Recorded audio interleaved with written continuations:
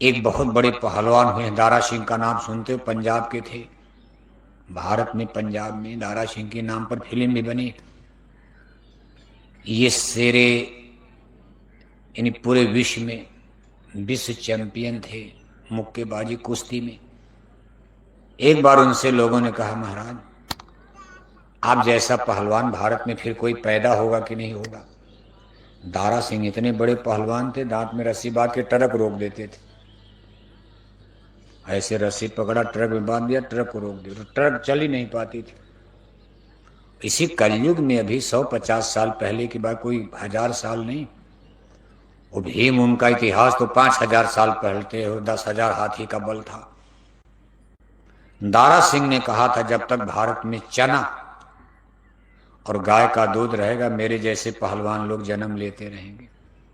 दो चीज, चना, चना जानते हो ना? चना, मटर नहीं, मटर में तो गैस बन जाएगी। चना, चना दाना, जो चना का दाना, और गाय का दूध। गाय माने जर्सी नहीं, देसी है ये गाय नहीं।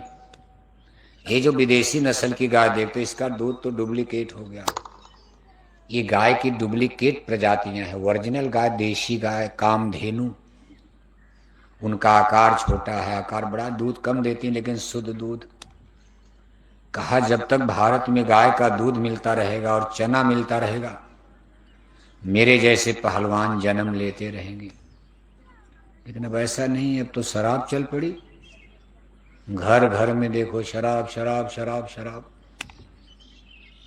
और जब तक गाय दूध दे रही तब तक तो माता है, और गाय ने दूध देना बंद कर दिया, हटाओ जंगल में भेज दो, छोड़ो गाय को, छोड़ दो। मतलब हम लोग कितने स्वार्थी हो गए।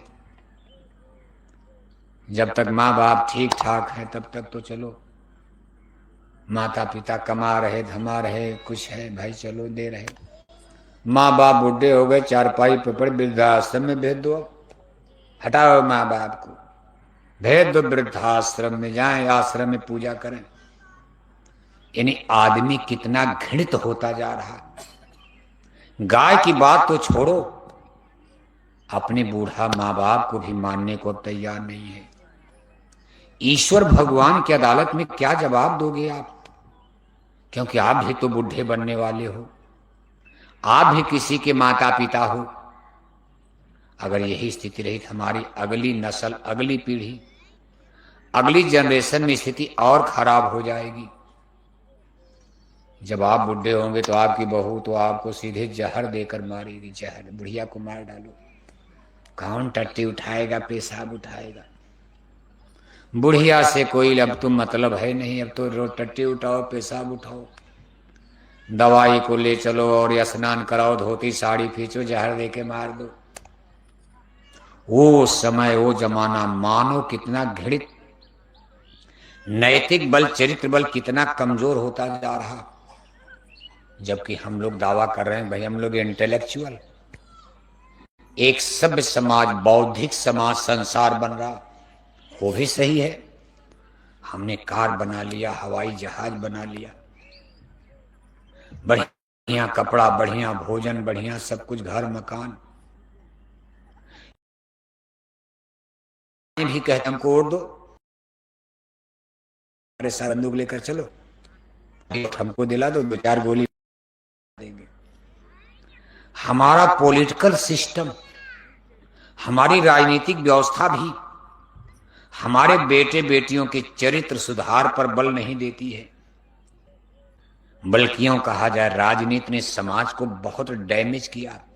ठीक है, स्कूल बनवाया, राजनीति ने, राज व्यवस्था ने सड़क बनवाई, अस्पताल बनवाया, लेकिन हमारे बाल बच्चों का चरित्र तो बिगड़ गया। स्कूल, अस्पताल, पढ़ाई लिखाई सब हुआ, हिंदी की जगह अंग्रेजी पढ़ने लगे, बोलने लगे, इंजीनियर बन गए, डॉक्टर बन गए, 50,000 1 लाख तनख्वाह मिलने लगी, काठमांडू में कोठी बना लिया।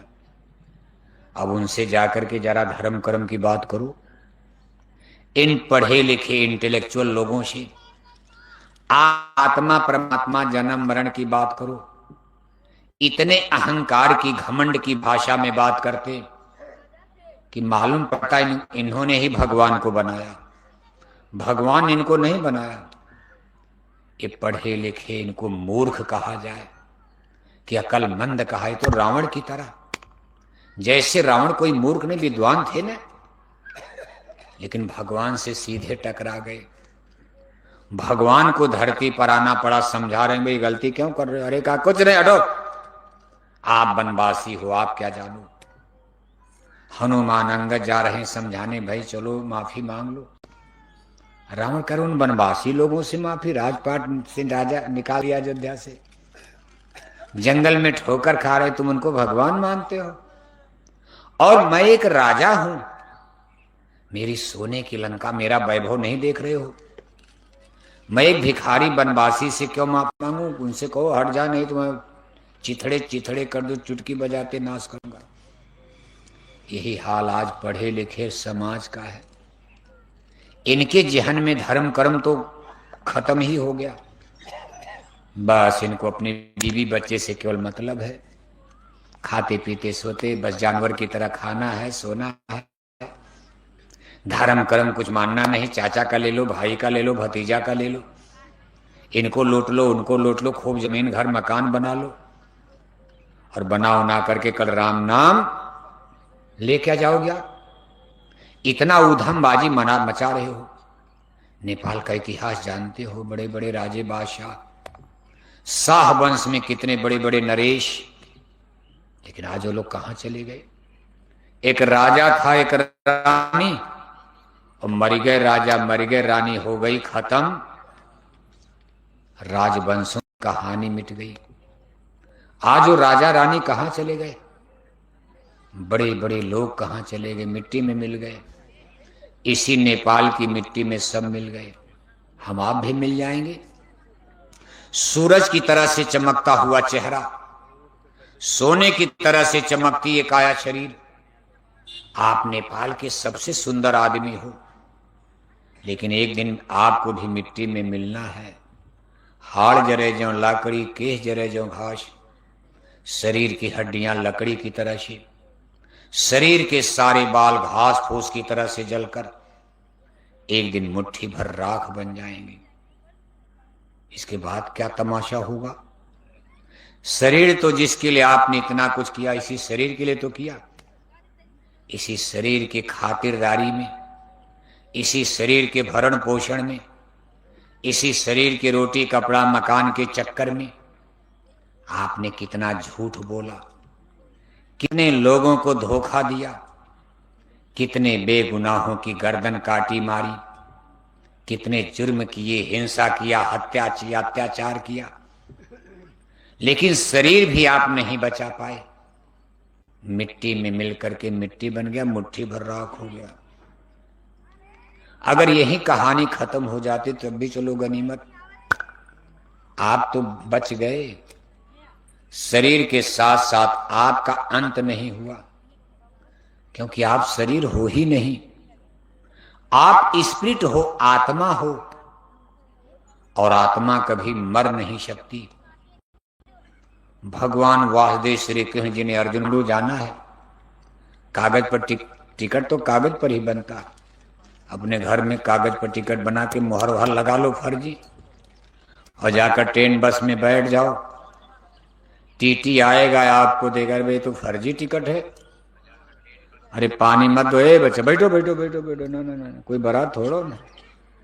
अरे नवरात्रि में लोग 9 दिन पानी नहीं मर जाते हैं, 2 घंटा तपस्या करो। कोई शादी में थोड़ो ना एक लड्डू पूड़ी खिलाया जाएगा, सत्संग है, तपस्या करो। अभी देखी देखा कितना बोतल बांटोगे, 1000 तो बोतल चाहिए, सब मांगेंगे अभी। और जिसको नहीं प्यास है वो भी कहेगा हमको भी दे दो, मार दो 1 गिलास। इसलिए बताओ इतना अच्छा मौसम है तो इतनी जल्दी प्यास लग गई तब तक आपको। तो देखो आप टिकट बनाने के लिए वहां टिकट मास्टर स्टेशन पर है, सरकार ने उसको जिम्मेदारी दिया, सरकारी रजिस्टर्ड है, वो टिकट बनाएगा, दस्तखत करेगा, मोहर लगाएगा, उसके द्वारा जब टिकट मिलेगा तब आप ट्रेन में बैठोगे, आराम से टीटी आएगा, कहेगा भाई ओके पक्का टिकट है, जाओ, कुछ नहीं बोलेगा। अपने मन में टिकट बनाने लगे। रामायण गीता क्या करे, हमारे स्पिरिचुअल टीचर्स, स्वर्ग वैकुंठ का टिकट कौन बनाता? आप बनाते हो। आपने फर्जिए बनाना शुरू। दादा चिट्ठी हो गए प्रेस पर, छाप दो, 1000 कारण लिख दो, मेरे पूजनी दादाजी का क्या हो गया? ये फर्जी टिकट। दादा स्वर्ग गए कि नरक गए, गाय में गए, बैल में गए, कुत्ता में गए, बिल्ला में गए, कुछ पता है? बस लड्डू पूड़ी खिला के खुश हो गए। अरे रोना चाहिए, दादा नरक चले गए, आप लड्डू पूड़ी खिलाते हो। आपका लड़का जेल में चला गया, पुलिस पकड़ कर ले गई, लड्डू खाओगे? आपका लड़का उसी जेल में जेलर की नौकरी पा गया, तब लड्डू खाओ आप। लड़का जेल में जेलर बन गया, जेल में पुलिस की नौकरी मिल गई, तनख्वाह मिलेगी, वहां तक तो ठीक। लेकिन आपका बच्चा पुलिस पकड़ करके जेल में डाल दिया, आजीवन कारावास, 10 साल 20 साल जेल की सजा हो गई, लड्डू खा रहे हो। खाओगे आप? घर चूल्हे में आग नहीं जलेगी। आपको जिस दिन पता चलेगा कि दादा नरक में तड़प रहे हैं, ये रही वही मराना बंद कर दोगे। आप कहा भगवान हे प्रभु मेरे दादा का बताओ, 1 लाख खर्चा क्यों कर रहे हो? क्योंकि इसके उत्तरदायी हम लोग हैं। और मौत के पहले जो कुछ करना है अपने स्वर्ग वैकुंठ के लिए कर सकते हो। मरने के बाद कोई दूसरा तीसरा कुछ करे, उसका कोई बेनिफिट लाभ मिलने वाला जब तक आपका जीवन है। स्वर्ग और नरक, जन्म मरण मोक्ष मुक्ति की मंजिल आपको तय करनी है। ये ड्यूटी जिम्मेदारी आपकी। आपको भगवान इसलिए मानव जन्म दिया है। बड़े भाग मानुष तन पावा, सुर दुर्लभ सदग्रंथ गावा। मिली नरदेह यह तुझको, बनाओ काम कुछ अपना। यह तन दुर्लभ तुमने पाया, जन्म कोटि भटका जब खाया। ऐसा अमोलक मानव जन्म पर खाने पीने सोने में गंवा दिया, और मरने के बाद ड्यूटी नाती पोता को दे दिया, हमारे लिए चिट्ठी टिकट दे भेज देना। कहा ठीक है दादा आप चलो, आप जलो लो आग में, हम अभी चिट्ठी जारी करते तेरे ही में, हम वीजा पासपोर्ट आपको भेज देंगे और रास्ते में रुके रहना। ना ना ना, तेरे ही मनाते मनाते तो दादा नरक में जा चुके हैं, इतना दिन इंतजार कर रहे हैं, उनको तो सजा हो गई। क्योंकि ये स्वर्ग और नरक ये उसकी अदालत में, उसकी अदालत में जिस दिन चढ़ोगे पूछेगा हाकिम तो क्या तुम कहोगे। ये फैसला ईश्वरी अदालत में होगा, हमको स्वर्ग जाना है कि नरक जाना है, मोक्ष मिलेगा कि मुक्ति मिलेगी, कि गाय बनना कि बैल बनना। ये फैसला ईश्वरी कोर्ट कचहरी अदालत में होगा मौत के बाद। और आप यहीं से फर्जी टिकट भेज रहे हो, झूठे पैसा बर्बाद करते हो, पुण्य तिथि मनाते हो। एक कई बार तेरे ने किसी के अगर पैसा है खूब तो हर साल दादा की पुण्य तिथि मनाते हैं। कहते अगर थोड़ा मोड़ा कमी उमी रहेगी दादा को पुण्य मिल जाएगा।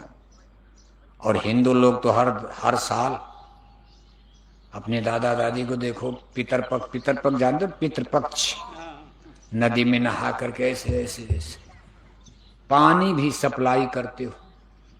ये पानी वहां पहुंच रहा है, कहा जाता है कि अरे हमारे दादा प्यासे न रह जाएं, साल भर की सप्लाई। क्वार के महीने में पानी भेज दिया, साल भर उसी को पीते रहो, अपने लिए पानी का इंतजाम ही नहीं है। और दादा का साल भर का स्टॉक क्वार के महीने में कर दिया, सब आडंबर अंधविश्वास है।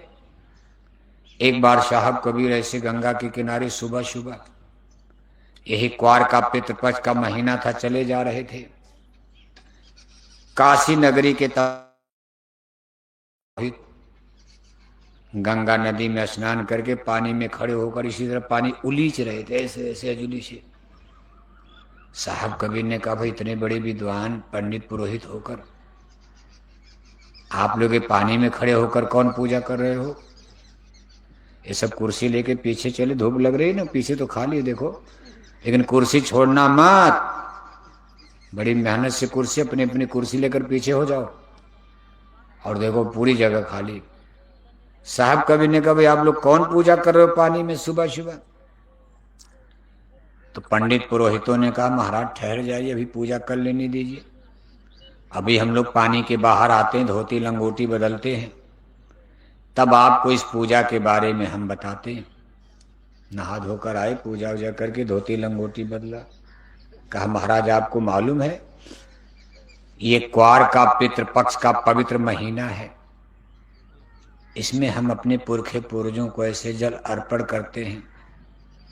साहब कबीर ने कहा आपके पूर्वज हैं कहाँ? अरे कहो तो पितर लोग स्वर्ग बैकुंठ चले गए, मर गए मतलब मर चुके हैं और स्वर्ग में चले गए हैं पितर लोग। साहब कबीर कुछ बोले नहीं। थोड़ी देर के बाद अपना कपड़ा उपड़ा उतार कर वो भी गंगा में कूद गए, जल्दी नहा करके वो भी लगे ऐसे ऐसे पानी करने। तो विद्वानों ने कहा महाराज अभी तो आप हमसे पूछ रहे थे, अब आप कौन पूजा करने लगे? साहब कबीर ने कहा देखो भाई मैं कोई पूजा नहीं कर रहा हूं। कहा तब क्या कर रहे? कहा यहां से 1 मील की दूरी पर मेरा घर है, घर के पीछे मैंने कुछ सब्जी लगाई है, पानी बिना मेरी सब्जी सूख रही है, गंगा मैया का पानी मैं अपने खेत में सब्जी में भेज रहा हूं। विद्वान हंसने लगे। अरे कहा महाराज आप पागल हो गए हैं, इस अंजुली से आपका पानी, गंगा का पानी आपके खेत में कैसे पहुंचेगा? साहब कबीर ने कहा तब आपकी अंजुली से स्वर्ग बैकुंठ कैसे पहुंचेगा? अगर ये पानी मेरे खेत में 1 मील नहीं जा सकता, 1 किलोमीटर, तो स्वर्ग बैकुंठ तो न जाने कहां है। आपकी अंजुली का पानी स्वर्ग बैकुंठ कैसे जा रहा है? विद्वान हतप्रभ हो गए थे। कबीर पंथी लोग इसको खूब गाते बजाते सुनाते। अब जानते तो कबीर पंथी भी करें, वो भी तो ऐसे गड़बड़ सड़बड़ कर दिया शब्द। साहब कबीर की शिक्षाओं को उन लोगों ने भी अंधविश्वास आडंबर पाखंड में, और ऐसा होता रहेगा।